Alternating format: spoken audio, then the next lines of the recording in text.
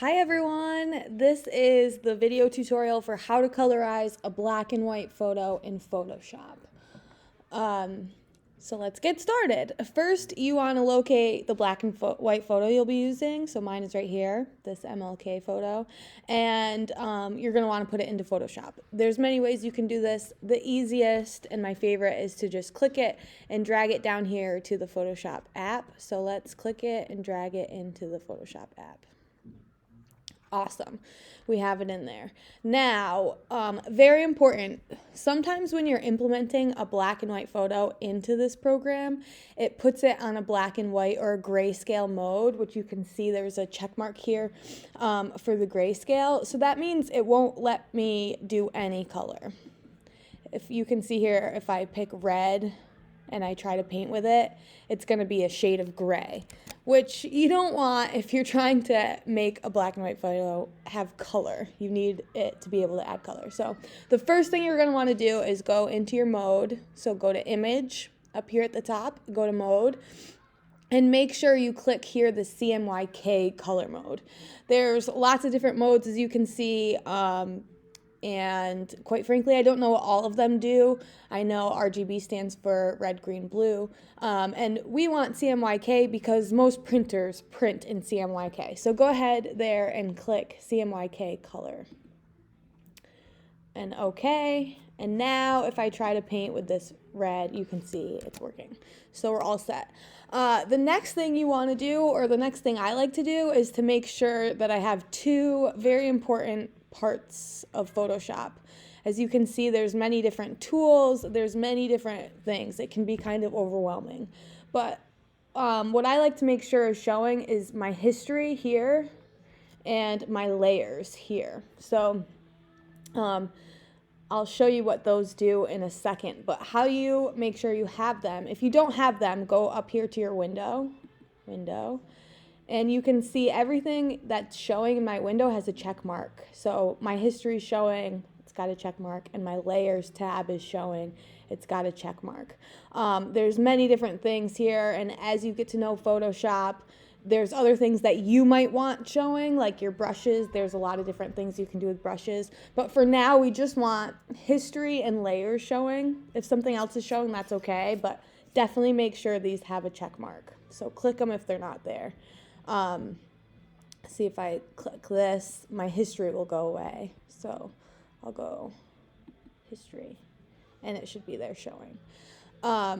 So for my history, this is a file that I've been working on. You can see I can go back in time to different things that I've done to edit. And for my layers tab, I like to put everything on different layers, which we'll talk about in a second. So it's very important you have those two things. Now I'm going to go back to my document that I started. Okay, we're in Photoshop. We have it on the right mode. We have our history. We have our layers. So the first part of colorizing a black and white photo is to learn how to make a selection. You're going to want to be able to select certain areas of your photo. So we're going to go through the different selection tools up here on the top, and I'll show you how they each work and how to use them. And then you're going to figure out which tool you like the best for selecting different areas. As you can see, there's many different tools here, and slowly with each project, we'll learn what all of them do and mean. But let's start with our selection tool. So the first one we have up here is our rectangular mark tool. You can see if I click and drag, I can make different selections that are rectangular or square in shape. And then I'll unclick when I'm ready, and everything inside this boundary will be selected. So these are what we call little ants, and they show what is being selected. So that would be great if you're selecting something geometric or square, rectangular, but we're not really. If you hold on this rectangular mark tool, you'll see other selections. So I also have the elliptical mark tool, which, as you can see, selects things that are circular or oval. That might be good for when we need to select the eyes, right? But not great if we're going to selecting the skin, which is what we're going to do first. So this tool right here will just bring you back to your arrow, and you'll be able to move things around later if you want. So we got the rectangular and elliptical tool we learned. Now I'm gonna show you this lasso tool. This is a really nice tool because you can draw your selection. So I'll click this lasso tool, and I'm gonna click and hold it and draw with it. Which is nice, but is kind of challenging if you're using a laptop trackpad or a mouse. It's not easy to get it exactly what you want. Now, as soon as I let go from my click, it'll just automatically go back to the top. So I'll click and hold, and I'm gonna go all the way around until I meet that point. I'm gonna do this quite quickly, just to show you. I'm gonna draw this, and then I'm gonna unclick once I reach back to that point. So this works better than the other tools that we saw so far, but you can see I still have this part here in the background selected, and there's parts of the skin that aren't selected, and I'm going to show you how to edit your selection in a second. But first, there's another tool that I love even more for selecting things that I think you're going to like too. So let me deselect that. Right here where your lasso tool is, if you hold it down, you'll find your magnetic lasso tool. And this is really nice because the computer notices the difference in color between the background and whatever you're selecting. So once I click, I just have to click once. I don't have to hold it down like the lasso tool. And now I'm just going to follow this around. Like I said, I'm not clicking. I'm just moving my finger or my mouse around. And the magnetic lasso tool, see how I'm out here, is quite frankly acting like a magnet to see the difference between the background and what I'm trying to select. This can be quite tricky if the background is similar in color to what I'm trying to select, and there might be parts like by the ear that do this, but otherwise it's quite foolproof. I just have to hover. See, I'm not even by the face, but it's being drawn back to the selection tool. And I can move a lot quicker. See, right by the ear, it might get a little confused, which you can see it did. But still, it's working faster and quicker than the other lasso tool. I really like this magnetic lasso tool. Okay, so now we have it selected pretty good. Again, there's a spot here where it is the background selected that I don't want. And we're going to go through and edit this selection in just a second. But first, I want to show you one more tool for selecting. This is your magic wand tool. This is really nice for selecting colors that are similar. So I just have to click it once, and the computer will select everything that's close in color to this selection. So I'll select this to show you. I just did one click, and now it's clicking all the colors that are similar to this color that are close by, which as you're seeing, it's already selecting parts of the skin. I was just trying to select this jacket. So it works really nice sometimes. Like for example, over here, when this background is drastically different from everything else. So if I just click it once, it'll probably click, yeah, everything besides that face. So this would be a really nice tool if I was colorizing this photo. Up here, I can change the tolerance of it, meaning if I'm at 100, it'll really choose anything that's similar. But if I change the tolerance to be lower, let's try 10. It'll be more picky about what it's selecting. So there, now it's just selecting that selection that I wanted there. So you can mess with the tolerance a little bit to make your selection a little bit more picky, which is nice. So I'm going to go back and use my magnetic lasso tool and pick and select all of this skin here, the skin tones. Everything I see here that is skin tones. And I'm going to do this quicker than I did last time, so it might not get everything just right, but then I can show you how to edit your selection in just a second. Okay. Great. Now we have this selected. You can see here, I don't want this background and this collar if I'm being really picky. And maybe I want to add a part of this ear. I also don't want these eyes selected because they're not the same color as skin tone. So it looks pretty good. Now I'm going to show you how to edit your selection. If you want to see what is selected, you're going to click right here on this tool that looks like a camera. It's called your mask tool. So go ahead and click that, and it's going to turn everything that's not selected red. So everything that's selected you can see is the color of the photo naturally, and everything that's not selected is this red.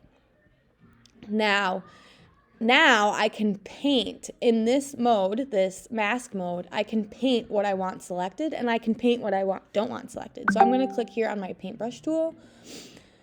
And right down here, you toggle between this white and black.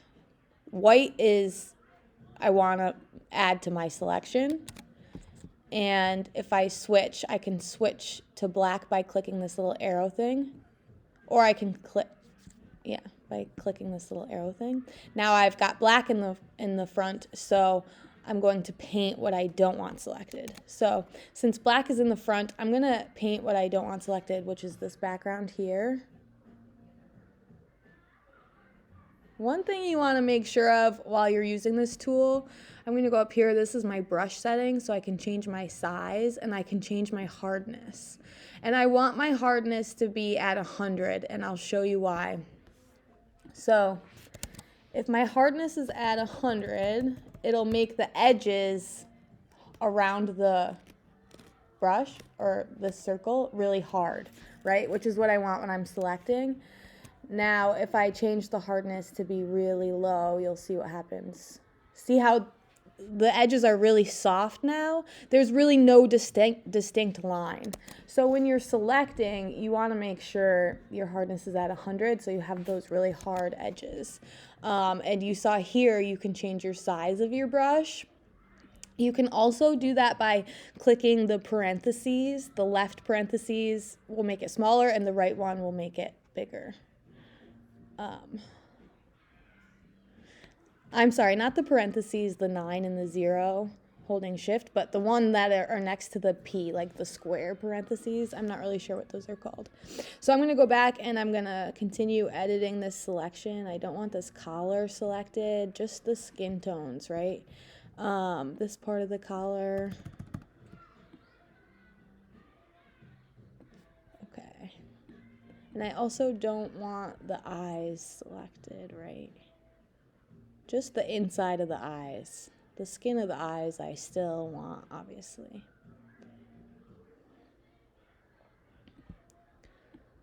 Okay.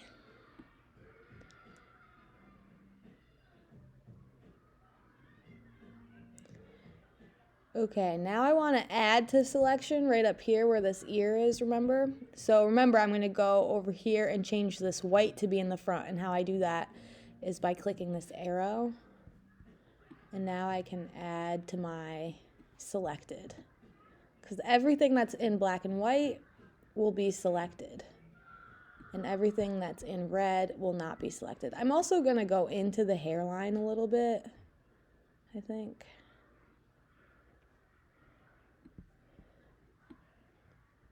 Okay. Doesn't have to be perfect, but just do your best. Okay, I think that's pretty good. Now, very important, sometimes I've seen students forget to do this and then everything kind of goes wrong. So make sure you exit your mask mode. So while you're working and colorizing, you shouldn't be in this mask mode. There shouldn't be this red. This is only for when you are seeing what you have selected or editing what you have selected. So I'm going to exit this mask mode by clicking on the same button here that looks like a camera. And now I can see my ants. I can see what's selected. It looks like I have all skin tones selected. So we can go ahead and fill it in with skin tone. But before we do that, we want to put it on a new layer because I don't want to edit everything on this background layer. It'll get very tricky when you're trying to edit the skin. The eyes will also be edited in the suit. So let's put everything on its own layer. And how I'm going to do that is I'm going to add a layer, which is right here in my layers part. And there's something like this you can add. Now I have a new layer. And it's highlighted. Whatever layer you're working on is highlighted. So if I click on this layer, it's highlighted. That means it's going to do it to this layer, but I want to do it on the new layer. And I'm going to even title it skin so I don't get lost or confused. Now I'm going to fill it. So go to edit, fill. And I'm going to go to right here where it says contents. I'm going to click on color. And now you can pick your color. I could also see how there's a little eyedropper tool when I move to the photo. I could also click a part of the photo and it'll bring me right to that color. So that's a neat little trick if you want to use a color that's already in the photograph.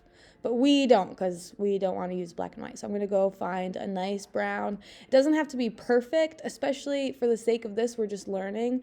So just pick a color that you think looks nice. And I'm going to show you, we can also edit it after we pick it. If we pick it and it's still not quite right, there's a couple things we can do. So I'm going to click this for now. I'm going to say okay, and I'm going to say okay here, and it's going to fill, and it's going to look funny. The first thing I'm going to do is I'm going to deselect this because these little ants can get kind of distracting. See, what I didn't see before is I can already see parts of the skin that aren't selected, but that's okay. We can edit that later. Now, I have this filled. Now I'm going to make it look realistic by going up here where you see normal, right? This little layer here. I'm going to click down. And I'm not going to click any of these. I'm just going to hover over them and it'll show you what each of these modes will do. So dark, you can see some things are changing. And you'll find for each layer, one might work great for lips, but work terrible for skin, or work great for hair, but work terrible for the suit. So it's nice to have ones you like. I usually like overlay and soft light, but it's really nice to make sure you're finding the one that works for what you're doing. See, I like overlay, but it looks a little bit too bright for me, maybe a little too brown. And I like soft light, but I think this one looks more realistic than overlay. But I'm going to use overlay for now because I want to show you how you can also edit it once you choose this. So I'm going to choose overlay. Now if I turn this off, layer off, you can't see it, right? I'm going to choose overlay, and I'm going to edit it some more by going to image, adjustments, and I'm going to go to hue, saturation. Remember, I said this looks just a little bit too saturated. So here I can change my saturation. If I go all the way 0, it's back at black and white, right? And if I saturate it more, it'll be even brighter.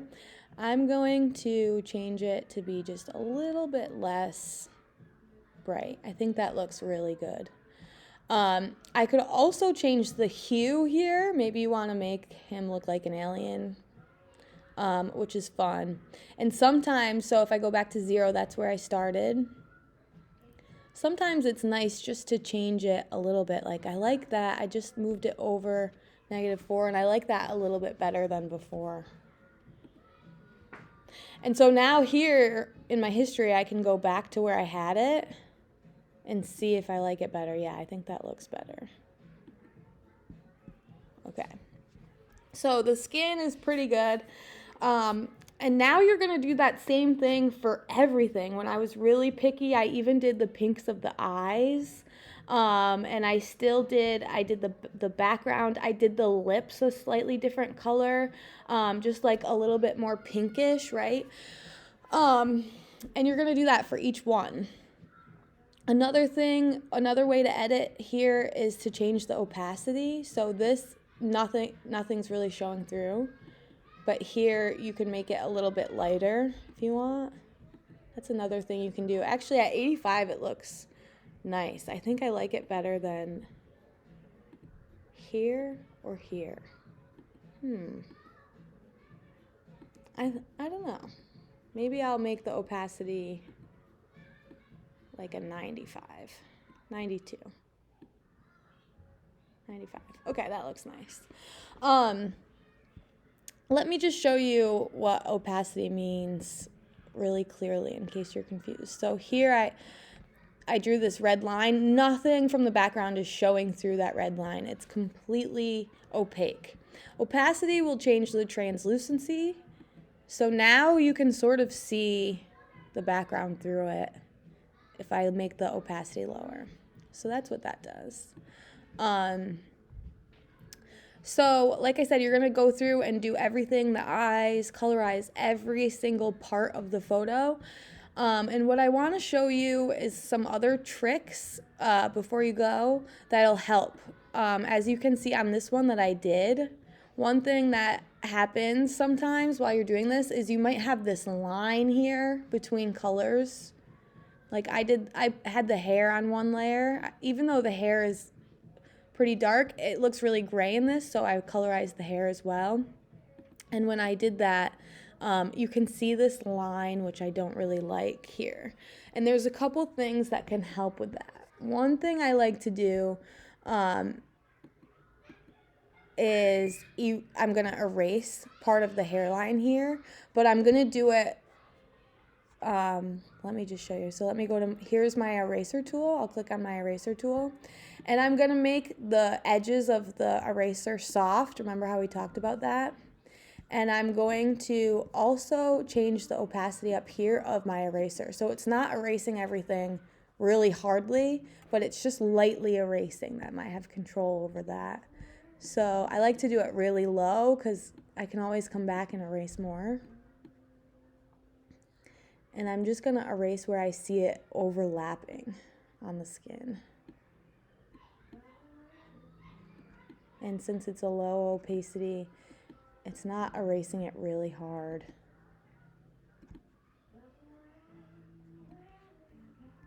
See, that's already looking a little bit better. The other tool I want to show you, and you can go around and do that for all of it, is the smudge tool. Just like when you're drawing with graphite or a pencil, and you kind of want to smudge the pencil around, you can do that here in Photoshop too. So I'm going to grab the skin, and I'm going to smudge this a little bit into the hairline. Now, whatever direction you smudge into, I could also smudge this way, right? It will move the smudge, which is nice. I'm going to smudge this back down because I don't like where it overlaps the hair. So those are some tools that might help with these edges. I could also, instead of filling things, I could also make a new layer and paint. I'm going to pick my color that I want to paint with, and I'm going to pick a color in here. So I've got my eyedropper tool. I'm going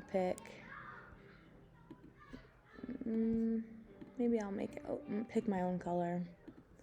Now I can come in here and paint this and change whatever I paint to be one of these modes too, right? So you can also paint with your tool. Those are some tricks and tips to help you colorize a photo. Hopefully those help you. I'm going to teach you about another tool which is useful if you're restoring an old photo and it has a lot of these marks here. And that's called, it looks like a little band-aid. It's called the spot healing tool. So if I click this, the computer will take the information around it. I just have to click it, and the computer will take the information around it and fix these spots, which is nice. I can also paint with it. So here you can see a line going through here. And I'm just gonna paint that line. See how it kind of messed up there? I like to do smaller spots at a time instead of paint with it, because if it gets information overload, it might not do its best job, right? So this spot healing tool is really nice if you're restoring an old photo. Maybe I'll paint that, see how it works. Yeah. Since I painted along the chin line, I think it worked really nice, but if I went here, it might not do as good of a job. So this can be really helpful. And you can also use your clone stamp tool, which is pretty similar, but then you get to control where it's taking information from. So I press Option and then click to pick where I want the information to come from. So if I'm going to take this A, if I want to take this A and move it down here on the jacket, I'll click Option and click, and now it's going to take information from there. But I can put it over here if I want. Now I can click and paint with it, and it'll take all the information from up there and bring it down here. So these are two tools. You can tell this will be nice if I want to paint this and have more control over where it takes the information from. So I can keep clicking there. I'll take the information from there.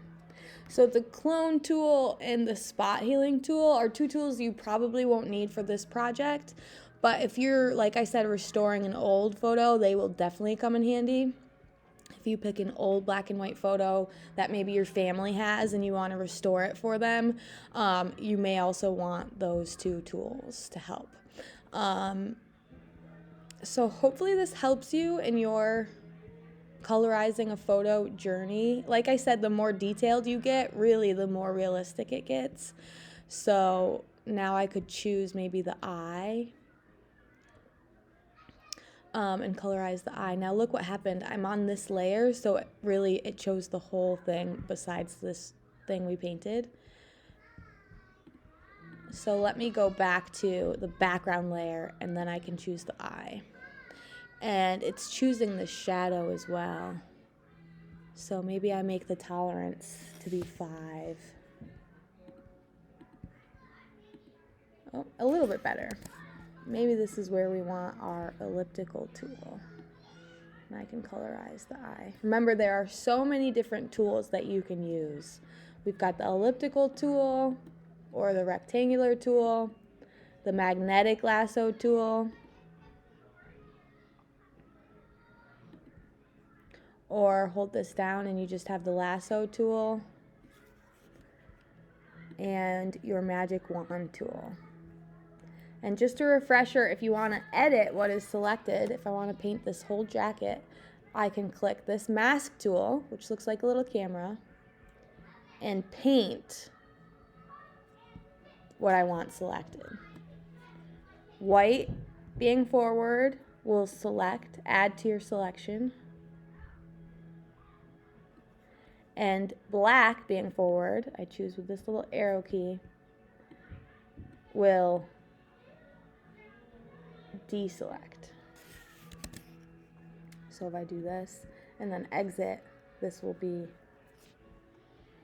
So this will help you show what's selected and also help you edit what is selected. And then you pick your color and you pick your mode. So try it out. Hopefully this helps. If you have any questions, let me know. Happy to help. But from here, I think you can take over, pick a black and white photo, and have fun with it. It does not have to be realistic. You could make it really out there and out of the box if you want. Or if you want to try and make it like a real photo, go for it. All right, that should be it.